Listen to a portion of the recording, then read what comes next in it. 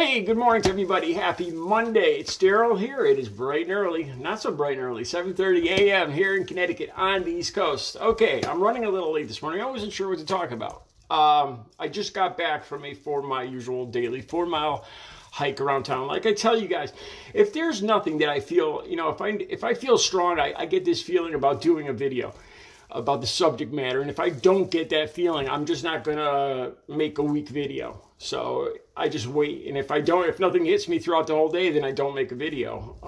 So I'm out on my walk. And sometimes it hits me at weird times. So I'm out on my walk. And I'm thinking about the Republicans like Tucker Carlson, J.D. Vance, not just them, but a whole variety of, on Fox News, a whole variety of Republicans now. With them criticizing Biden. Why is he paying attention to Ukraine? With freedom truckers to the north, and this is what I want to talk about to the south. J.D. Vance brought this up especially about opioids. Now it's not just him. Don't think I'm going to talk about the same thing, because I'm not. I've been thinking about talking about this for a long time.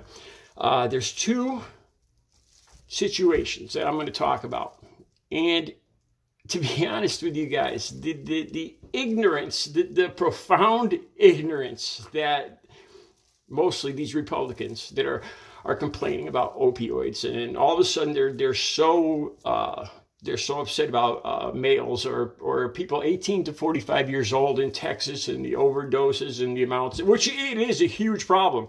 But now all of a sudden, when it suits them, when it fits into their narrative, oh my God, it's a big, this kills me, because this epidemic has been going on for years now.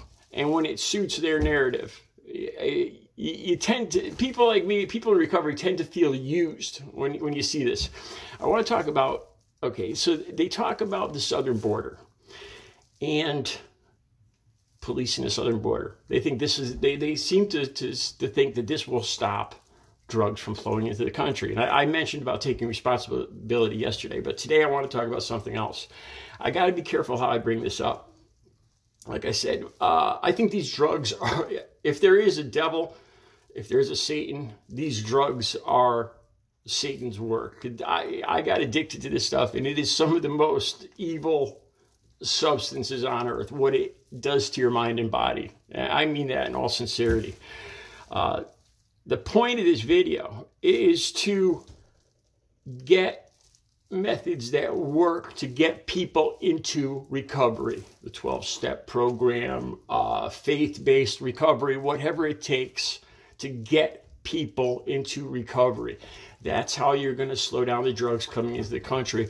When there isn't a demand, the supply will dry up. When people aren't throwing out money to buy it, nobody's going to sell it. It's simple economics. But as long as there's a demand, it's going to get here one way or the other.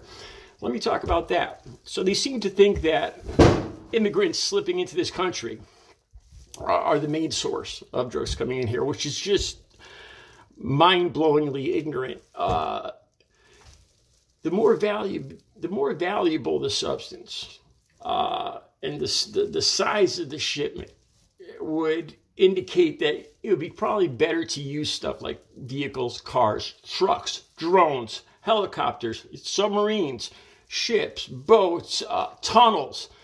The list goes on and on. I want to talk about one specific thing, and I'm going to be very careful about how I talk about this. I'm no computer expert. It would take me all of about 60 to 90 seconds to find a website a clandestine website. I don't know, some people might call it the dark web or whatever.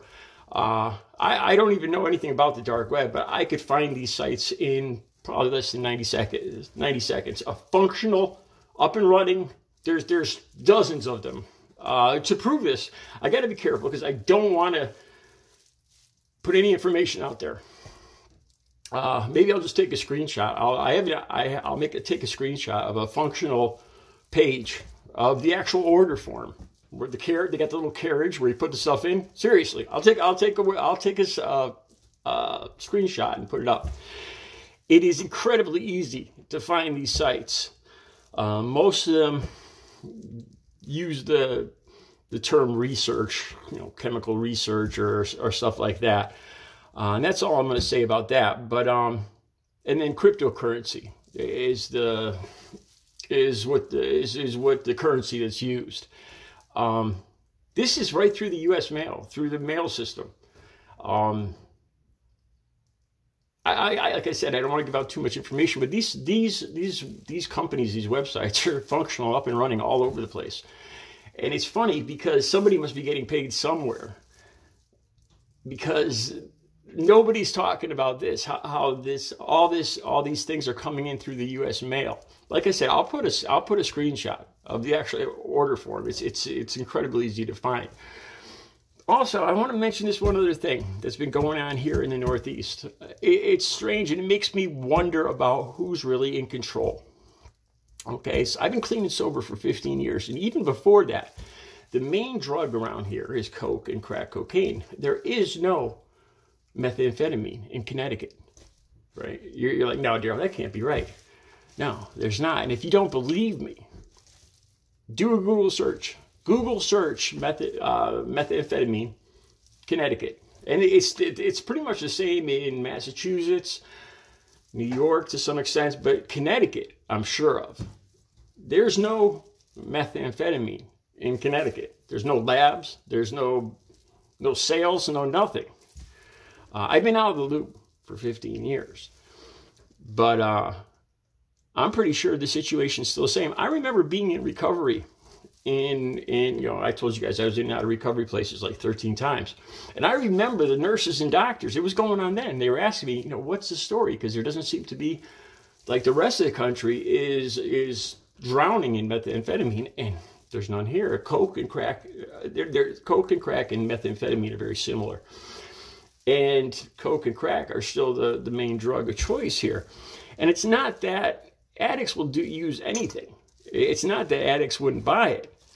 For some reason, the powers that be aren't allowing methamphetamine into this area. And if they have that much control, whoever is doing this, if I disappear after I make this video, you'll know why. Who's ever doing this has an incredible amount of control that could cut off this drug from one whole section of the country. Like I said, if you don't believe me, Google it. Google it. See how many meth labs are in Connecticut. See how many arrests for meth sales are in Connecticut. Then do coke or crack. And it's been this way for decades. This isn't just by natural occurrences, coincidence. Some big force is in charge of this. And I don't know what it involves, and I probably shouldn't even be talking about it.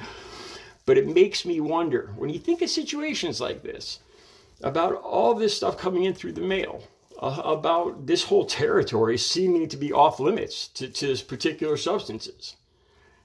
This whole idea that it's all run through this Mexican and immigrant thing, it seems kind of ridiculous and foolish and profoundly ignorant. This goes up, when money's involved, this goes up to all levels. Check out what I'm saying. All right, I got to be careful. I can't say too much more. I've considered talking about this a few times. This is just a spur of the moment video. And all right, you guys have a good Monday.